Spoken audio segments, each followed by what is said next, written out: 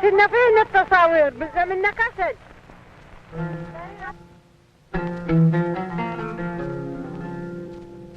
بدنا فين التصاوير اللي تصورنا طلعنا عدو ضمننا من ما تصورنا هون.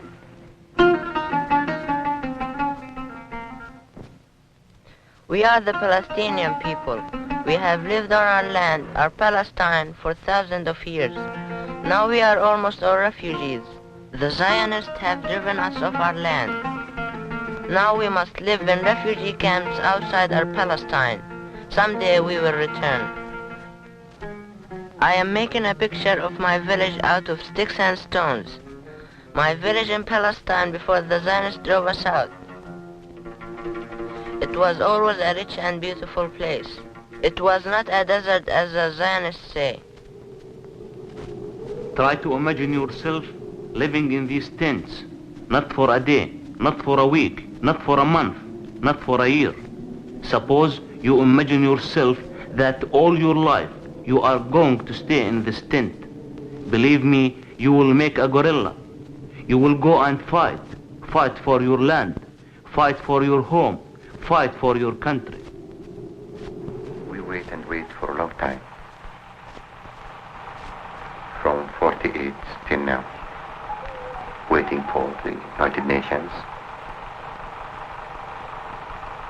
But nothing had been done. Except more refugees.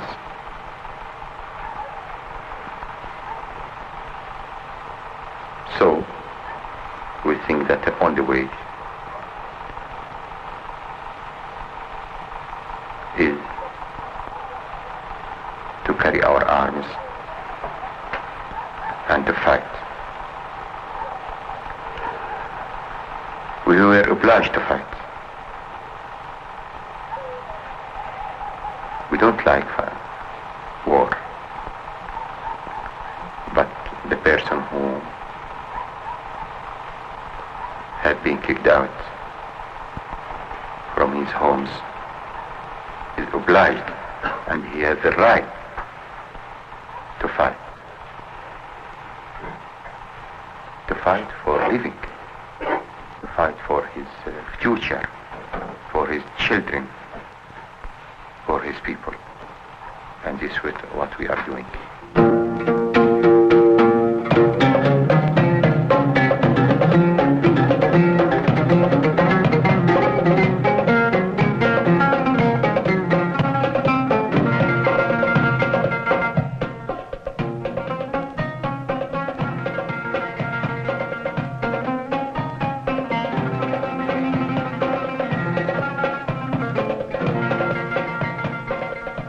We are not fighting the Jewish people.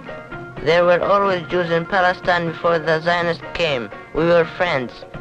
It was the movement of the Zionists that wanted all our land and wanted to drive us out.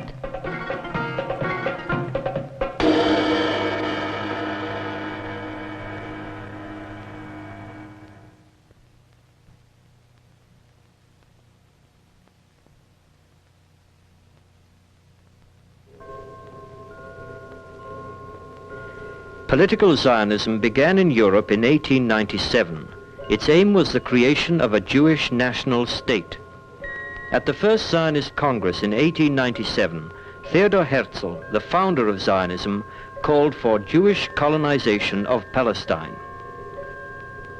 Of the Palestinian Arabs, who were 90% or more of the population, Herzl said, "We shall try to spirit the penniless population across the border by procuring employment for it in transit countries, while denying it any employment in our own country." Herzl approached European rulers with his plan for expanded Jewish settlement in Palestine.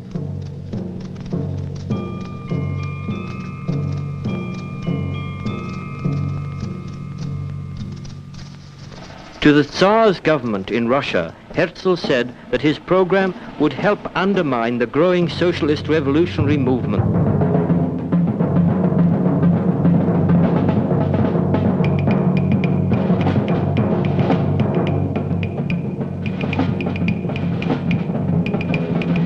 To the German Kaiser, Herzl presented it as fitting in with the German imperial ambitions in Asia Minor.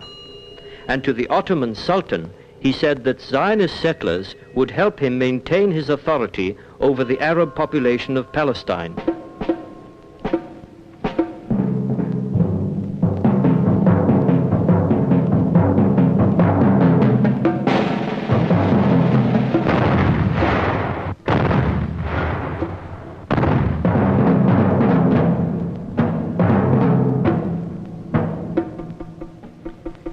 It was during World War I that Zionism found a willing partner in England in its aim to colonize Palestine.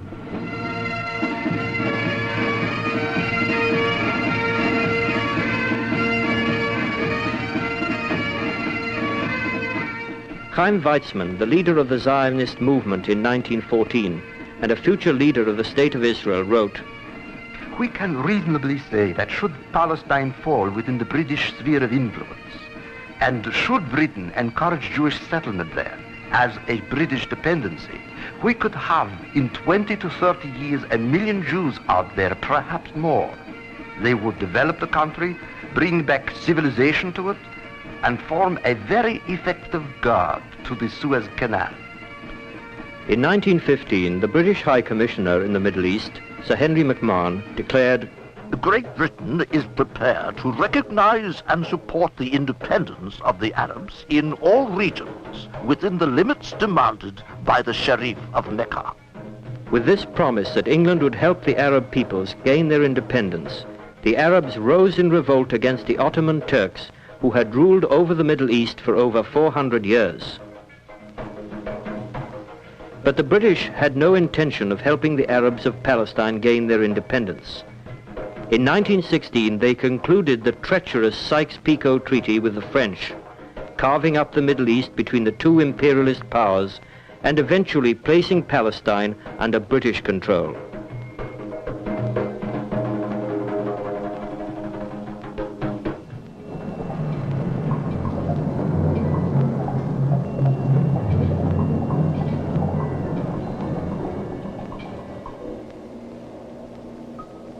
On November 2nd, 1917, the 20-year Zionist effort to colonize Palestine was crowned with success. The British Foreign Secretary, Lord Arthur Balfour, issued the famous Balfour Declaration.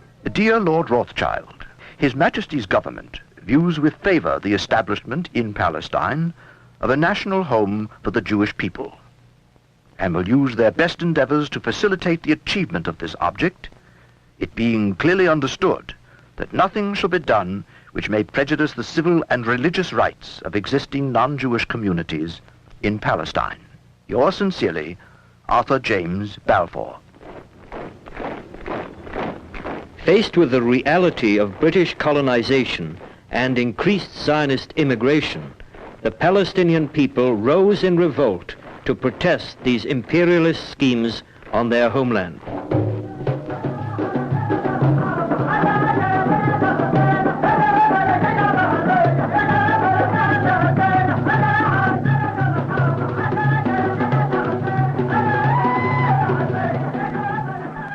For 20 years, we demonstrated and fought against the British and the Zionists. The British sent in 6 different commissions to investigate our demands.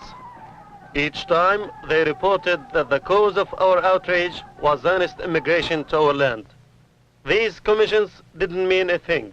The official policy of the British was to help the Zionists. Year after year, their immigration increased.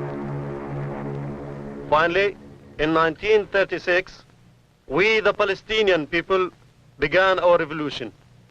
We organized a general strike all over Palestine. It lasted for 6 months, the longest strike in the history of the Arab world. For 3 years, we fought a war of resistance.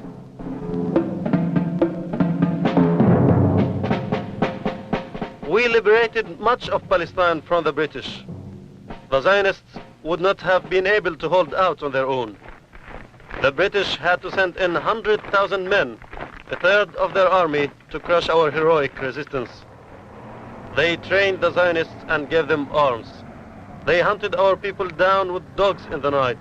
At the end of the fighting, The Zionists had a well-trained army, but we were forbidden to own even a single cartridge.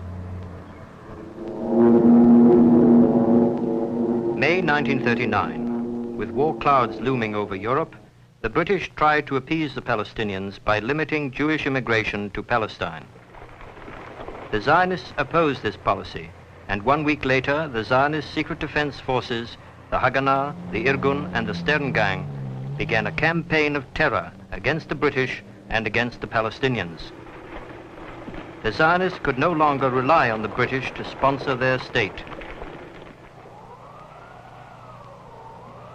Ben-Gurion wrote, For my part, I had no doubt that the center of gravity of our political efforts had shifted from Great Britain to America, who was making sure of being the world's leading power, and where the greatest number of Jews, as well as the most influential, were to be found.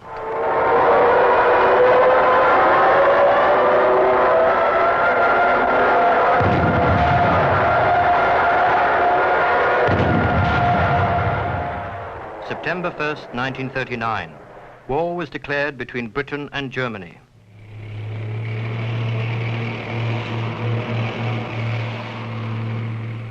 The Zionists asked to take part in the war effort, but they opposed the formation of a joint Palestinian brigade of Jews and Arabs. They insisted on an all-Jewish brigade, which could become the nucleus of an army to fight for the creation of a Zionist state.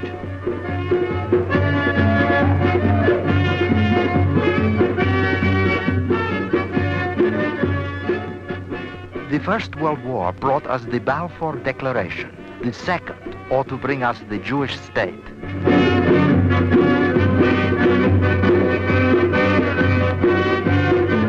Das keinen Mut, die mehr zu zwingen vermag, dann wird unser Wille und unser deutscher Stahl auch die Not meistern. Deutschland, sieg heil! In Europe, smoldering Nazi anti-Semitism broke loose in a vicious attack on the Jewish people. In 1938, more than 20,000 Jewish people were arrested in Germany. Thousands of shops were looted. Hundreds of synagogues and apartment houses were burned. Jewish people were barred from crafts and trades, their children barred from German schools. The Jews were forced to wear a badge of identification, the yellow star. It was in those days a fact of everyday life that only the Zionists had a chance of negotiating with the Nazis. But they didn't think in terms of fighting anti-Semitism. Their first priority was always the building of a Zionist state in Palestine. The rest of us thought that we should fight anti-Semitism. In 1933, 6 years before the Nazis forced us to wear the yellow star, the Zionists encouraged us to wear it. Wear it with pride was their slogan. And in some places, selling yellow stars became a business. There were plain ones and fancy plastic ones. The Nazi government and the Jewish Agency for Palestine concluded an agreement under which Zionist-selected Jews were permitted to emigrate to Palestine. Adolf Eichmann's Central Bureau was originally designed for Jewish emigration. For those well-to-do Jews who would pay for his services, Eichmann would sweep aside the red tape, issue passports, and provide passage to Palestine through private transport agents. It was a lucrative business for the Gestapo. In 1938, 2 Zionist emissaries, Pino Ginsberg and Bar Gilad, came to Nazi Germany. These men did not come to save us. That was not their job. They were looking for young men and women to colonize Palestine and fight for a Zionist state. The Gestapo allowed them to stay. For these men, there was no red tape. They were allowed to set up special training camps for the selected few who would make the illegal run to Palestine through the British blockade. Why, you ask? The Gestapo saw 3 possible benefits from this cooperation. It would satisfy Hitler's mania for getting rid of us. It would embarrass the British in Palestine and create difficulties between the British, the Zionists, and the Palestinians. The Nazis dropped this emigration policy in 1939, but the Jewish organizations remained the very cornerstone of the Nazis' Jewish policy. Most of the leading positions in the Nazi-appointed Jewish central organizations were held by Zionists. In Amsterdam, Berlin, Warsaw, and Budapest, Zionist officials could be trusted to compile the list of persons and their property. They prepared the lists of deportees. They organized forced labor gangs and a Jewish police force to round up the victims. Leo Beck, chief rabbi of Berlin, thought Jewish policemen would be more gentle and make the ordeal easier on us. In the spring of 1944, Zionist Rudolf Kästner headed the Relief and Rescue Committee for all of Hungary. Rudolf Kästner, with the full power of the Jewish agency behind him, withheld from the 800,000 Hungarian Jews the knowledge that they were being shipped to the gas chambers in Auschwitz. Kästner and his cronies told our people they were being shipped to a new town called Land of Bread. We paid the price for this collaboration. All the governments of the world were silent, including the Zionist officials in Palestine. Rescuing us was not their priority. Yitzhak Greenbaum, head of the Jewish Agency Rescue Committee, declared, If I am asked, could you give from United Jewish Appeal monies to rescue Jews? I say no, and I say again no. In my opinion, we have to resist that wave which puts Zionist activities in the second line. Not all Jews followed the policy of collaboration. In the Warsaw Ghetto, thousands of Jewish men and women died resisting the Nazis. Jewish fighters worked in the underground to help their sisters and brothers escape the Nazi terror. At the end of the war, thousands of Jewish people waited in the displaced persons camps of Europe. In the fall of 1947, more than 55,000 applications for admission to the United States had been filed. A majority of these people said they wanted to go anywhere but Palestine. The Zionists wanted us in Palestine because increased immigration could mean the establishment of the Zionist state. The Yiddish Bulletin reported in 1950, by pressing for an exodus of Jews from Europe, by insisting that Jewish displaced persons do not wish to go to any country outside of Israel, by not participating in the negotiations on behalf of the displaced persons. By all this, the Zionists certainly did not help to open the gates of America for Jews. In fact, they sacrificed the interests of living people, their brothers and sisters who went through a world of pain, to the politics of their own movement.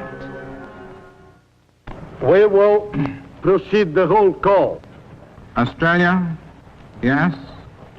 Belgium, In November yes. 1947, Bolivia, the Jewish yes. Agency for Palestine accepted a Brazil, partition plan from the United yes. Nations calling for the Russia. establishment of a Jewish state.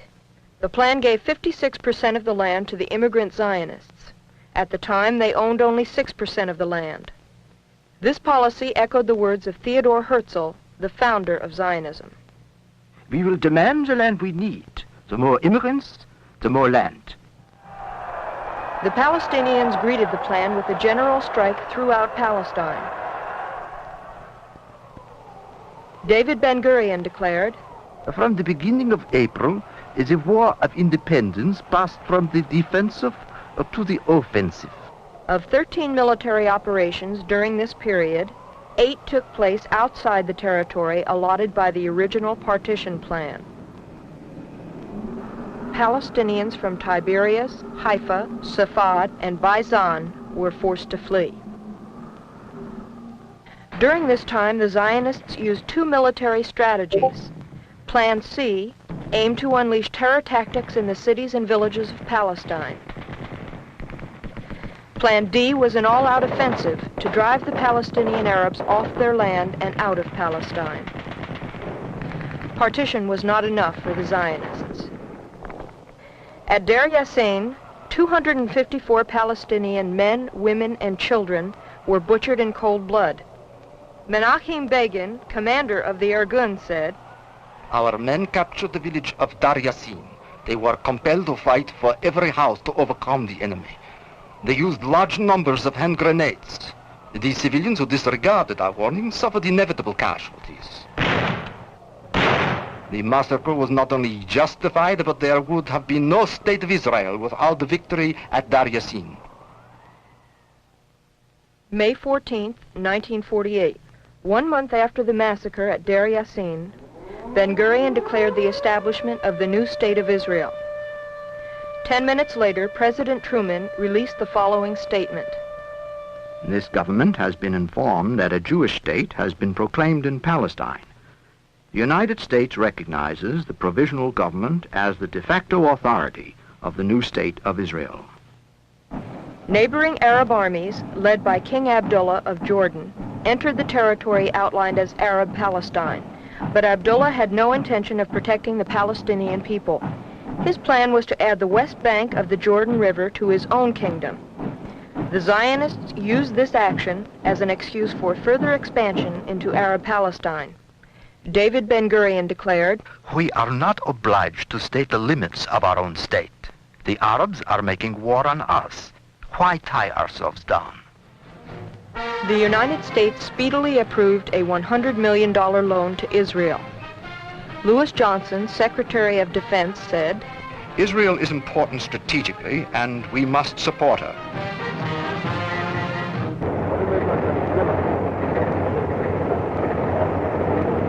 Secretary Johnson did not mention that 1 million homeless Palestinians were forced to seek refuge in the border areas of Egypt, Jordan, Syria, and Lebanon. They left behind 388 villages, half the buildings in Palestine, 30,000 acres of citrus groves, and thousands of shops and businesses. Israel had created a nation of refugees.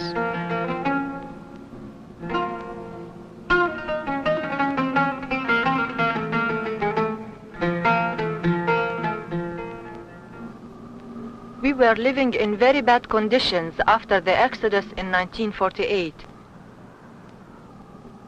There was not enough land, farms, nor vegetables for the native people. The people would eat anything green. We were very hungry. There was much starvation. We lived 10 people to one small room. Our people were afflicted with tuberculosis. 4 out of 5 babies died before they reached the first year of life. After 6 months of almost complete starvation, the United Nations began their program to give us only 6 cents worth of food every day, barely enough to survive. All of this was the result of the Zionist Israel. In July 1956, Egypt nationalized the British-French-owned Suez Canal Company. In response to this strong show of Arab nationalism, Abba Eban, Israeli representative to the UN, said, Israel will start no war. The next day, a 30,000-man Israeli invasion force lunged across the Sinai Peninsula of Egypt for the Suez Canal. 2 days later, England and France followed.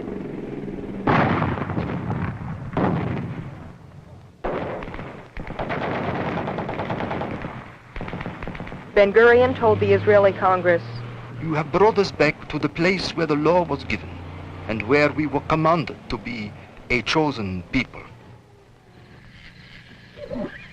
On the first day of the Sinai invasion, Israeli border police proclaimed a curfew in the city of Kfar Qasim.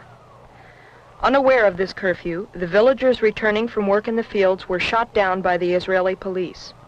An Israeli court found 7 of the policemen guilty of having killed 43 men, women, and children deliberately. The leader of the massacre was fined 1 Israeli penny. The Palestinian Revolution was born in our refugee camps, where the poor, the hungry, and the landless survived. Some of us began to think, we are the Palestinians. The land is Palestinian. The problem is Palestinian, and the people are Palestinians. So, only we can find a solution. In 1956, we started the Palestinian National Liberation Movement in the Gaza Strip. For 9 years, we were very secret. We met together. We talked together. always discussing the armed struggle.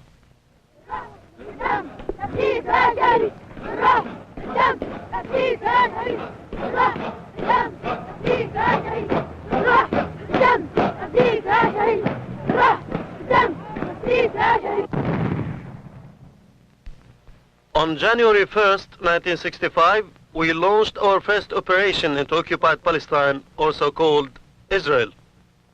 This was the first time that we faced the enemy. The people heard about us and wanted to join us. At first, we contacted the other Arab political parties and proposed the armed struggle. They not only rejected our ideas, but even tried to attack us, saying that the Palestinians can never liberate their land. They opposed the idea of a long people's war, claiming that the war must be short and decisive. Both the Israeli and the Arab governments sent their secret police to hunt down our commandos. Mass arrests were made, both inside Israel and the Arab countries. All the governments feared our revolution. We knew from the beginning that our war was not against the Jews. Our war was against the Zionist military machine that brutalized our people.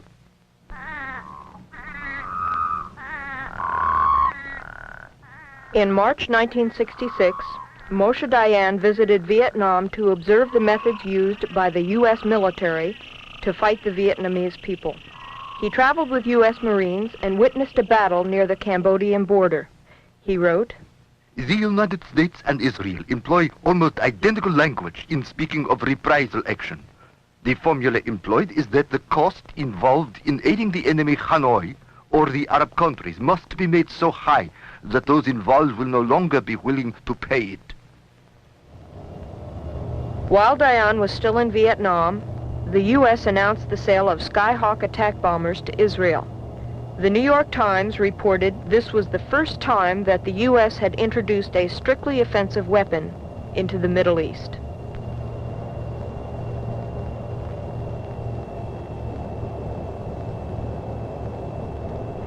Now Dayan was ready to make the Palestinians and the Arab countries pay his price.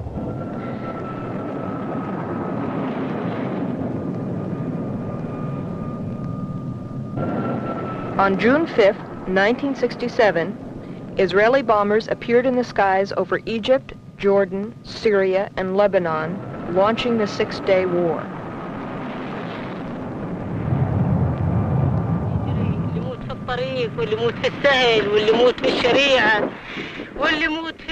The Israeli bombs fell on our houses.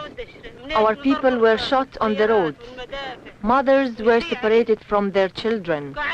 We were forced to live in tents in the rain and cold. The Zionists expelled us from our country. Women were left without fathers, husbands, brothers or sons. We bring up our children until they are big, and they come and massacre them on the roads. Zionist propaganda portrayed Israel as an innocent, struggling nation on the verge of destruction by hostile Arab neighbors. Later, Israeli General Peled admitted that the claim that Israel was under the menace of destruction was a bluff. What were the real reasons for this Zionist war of expansion? 95,000 Israeli workers were unemployed. There were many strikes. For the first time in Israel's history, more people were leaving than immigrating. The economy was in trouble. But if Israel could conquer the oil reserves of the Sinai, then according to Israeli General Herzog, Israel could become self-sufficient in the world's most important commodity, oil. A U.S. State Department official declared, "In the Far East, we can get almost no one to help us in Vietnam. Here, the Israelis won the war single-handedly, taking us off the hook and serving our interests as well as theirs."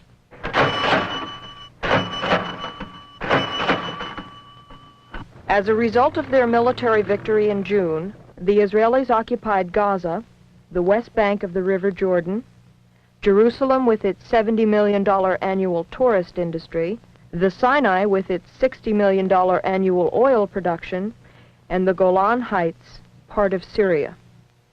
Once again, hundreds of thousands of Palestinians were forced to live under Zionist occupation. This is a Palestinian packing plant in the occupied Gaza Strip. Palestinians do the work. These oranges are grown on Palestinian farms, but they are exported to the world as an Israeli product.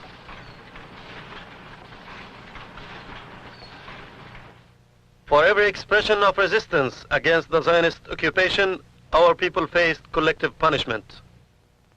Israeli soldiers on reprisal operations would use a can of black paint to put a circle with an X in the middle on every third or fourth shop door. No official explanation was given.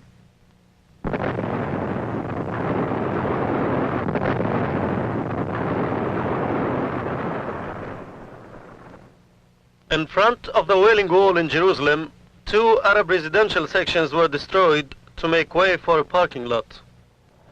At the end of 1967, the New York Times reported that the Israeli army bulldozed 800 houses in the Jordan Valley, dynamited 850, rendering 20,000 more Palestinians homeless. An American journalist reported, "We know a group of people in Amman who are refugees from a village called Yallo on the West Bank.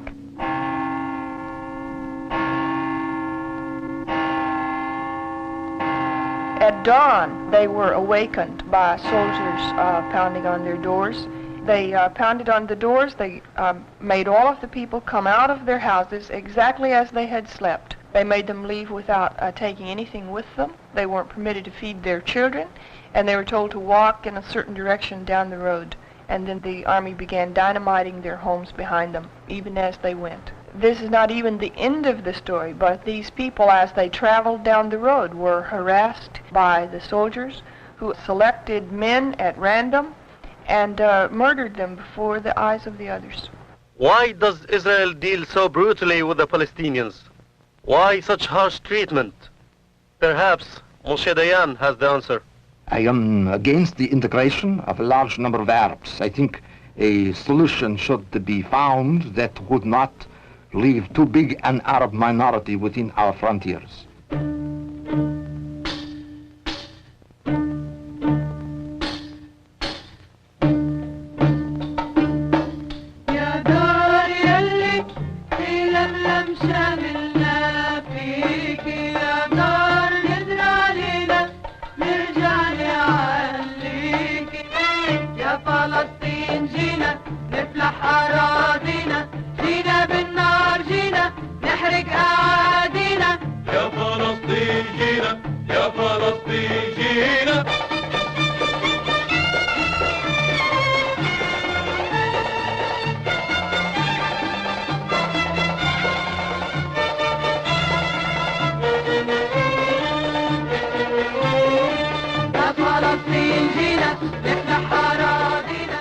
We are saying that Israel has taken our land by force, and there is no other way but by force to return to our land. The town of Karami in Jordan was our first fixed base. From Karami, we launched many raids into occupied Palestine. The Zionists intended to eliminate us completely, but after the Battle of Karami in March 1968, the Palestinian people knew that we could fight and win.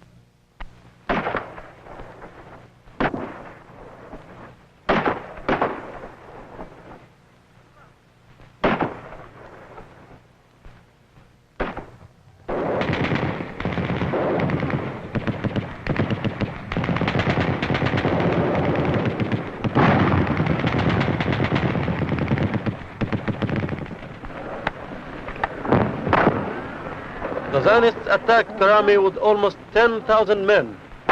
We were 450. We fought for 15 hours. Their tanks ran out of gas. We blocked all the roads. They had many wounded, and finally they retreated. Well, this is a turning point in the history of guerrilla, in the history of Al-Fatah revolutionaries. A turning point in the history of the Arab nation. This is the first confrontation battle we did and we win.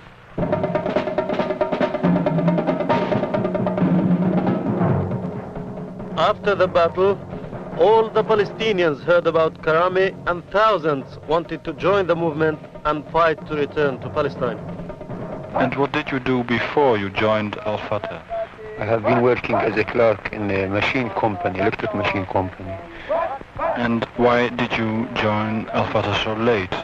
Because I want to do my best to fight the Israel army to get back my country, Palestine country.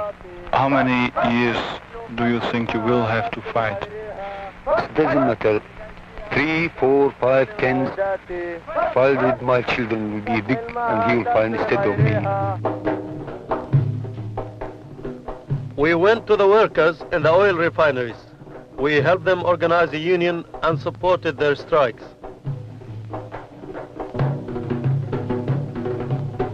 We organized a workers' militia.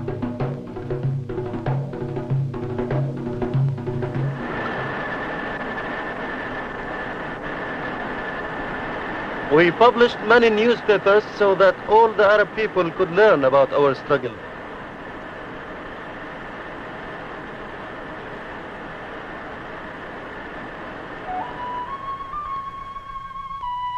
We set up hospitals for the wounded fighters and clinics for our people in the refugee camps. The revolution changed all our lives. We started the General Union of Palestinian Women and organized workshops and schools for women. The income from this sewing workshop helps support our families and the revolutionary movement.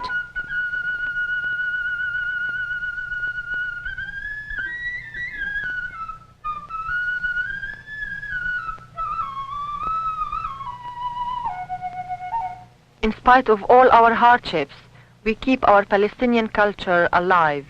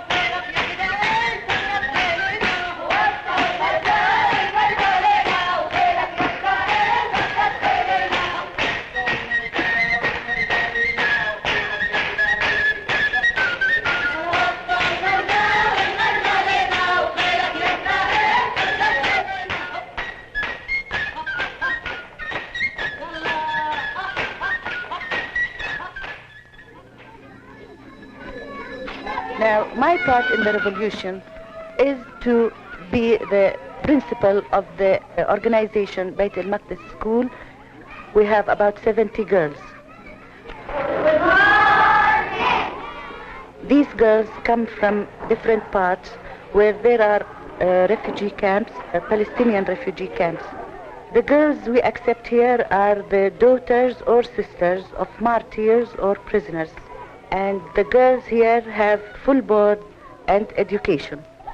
We give them lessons about their own homes, their own villages in Palestine. To which town do they belong? What do they grow in their farms? What work do they do in their villages? In the higher classes, in addition to the second language, that's English, we give them Hebrew. We have a very important aim for giving these girls Hebrew. We are going to live with the Jews. We have been living with the Jews. And what the revolution is fighting now is fighting Zionism. أنا في المدرسة هاي لها عشان أبوي استشهد في سبيل الوطن وأنا أجوا أخذوني هنا عشان أصير فدائي واستقطار أبوي. We do not prepare them to be fighters, but our revolution is a long-lasting revolution. If these girls by themselves will find it necessary that they become fighters, we do not stop. But we do not force them to become fighters. That is a very important point. We want to bring a new generation that will know their country and who are always talking about their country and want to go back to their country. My name is Abu Zaid. I'm 13. I'm a member of the Ashbal with 300 other young Palestinian boys and girls. I come here every day at 2:30 after school. We practice shooting, hand-to-hand fighting, and climbing in the mountains. In the classes, we talk about Palestine, the lost country, and of the life we lead.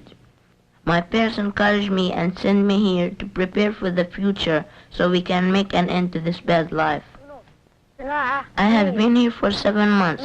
I have learned to use a rifle. We have seen that we can't fight Israel by talking. تسمية هذا السلاح من أعلى إلى أسفل. قوة السبطانة الشعيرة واقة شعيرة قاعدة شعيرة الحرب ونابض الحرب. هيا. Israel claims that the new generation of Palestinians had forgotten its fatherland. Israel also says that Palestinian Arabs are not civilized. Do they mean that we have no right to our homeland? We must liberate our Palestine and make it possible for all people to live in peace, Jews, Muslims, or Christians. Our war is a war of liberation. It is not a war against the Jews. We do not want to push the Jews into the sea or any silly thing like that.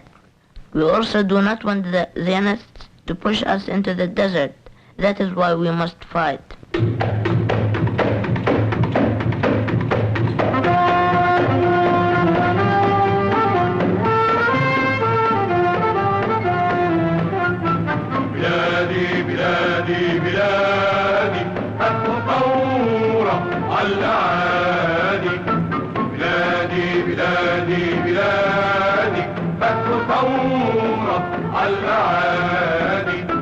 فلسطين يا أرض الجدود إليك لا بد أن نعود. فتح ثورة ستسود والعاصفة أمل بلادي بلادي بلادي بلادي. فتح ثورة على الأعادي بلادي بلادي بلادي. فتح ثورة على الأعادي. العاصفة تمشي هناك تزرع الأرض شراك للرجاء وإلى الهلاك. كل غاضب في بلادي بلادي بلادي بلادي. فتح ثورة على الأعادي بلادي بلادي بلادي. فتح ثورة على الأعادي.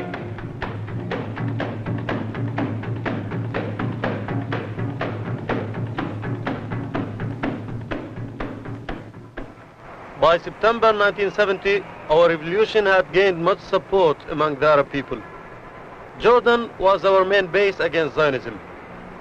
As the revolution grew stronger, the U.S. government proposed that the United Nations adopt a special resolution, a so-called peaceful solution to the Middle East crisis. The U.S. government began to send many arms to Hussein's regime in Jordan, not to fight Zionism, but to attack the revolution.